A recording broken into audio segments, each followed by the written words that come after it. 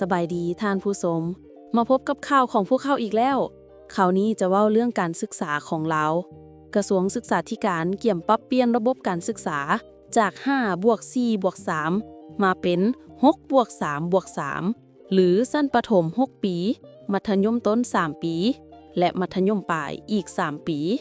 ซึ่งคาดว่าโรงเรียนส่วนใหญ่จะเริ่มใช้ระบบนี้ในศกเรียน2028-2029ข้อมูลด้านกล่าวถึงแรงงานในกล่องประชุมสมัยสามัญเทื่อที่10ที่กำลังดำเนินการอยู่นี่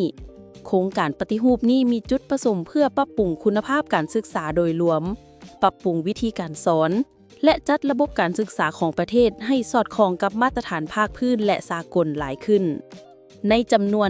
133ประเทศที่กระทรวงศึกษาธิการและกีฬาได้พิจารณา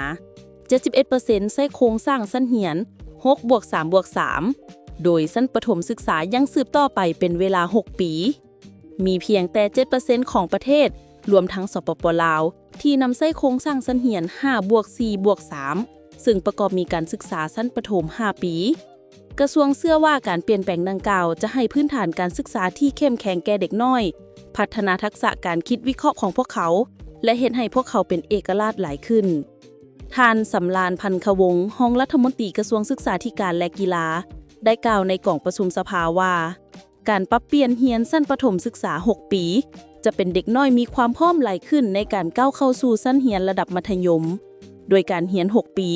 เด็กน้อยชั้นประถมจะได้ใช้เวลาหลายขึ้นในการเรียนรู้พื้นฐานภาษาลาวและคณิตศาสตร์และจะถูกกะเกียมได้ดีขึ้นสำหรับการศึกษามัธยมตอนต้นก่อนจะเริ่มจัดตั้งแผนการดังกล่าวจะมีการศึกษาความเป็นไปได้เพื่อประเมินความพัฒนาหลักสูตรการฝึกอบรมครูอาจารย์เกี่ยวกับหลักสูตรใหม่การพิมพ์จำหน่ายปึ้มแบบเรียนและคู่มือครูและการมีอุปกรณ์การศึกษาพื้นฐาน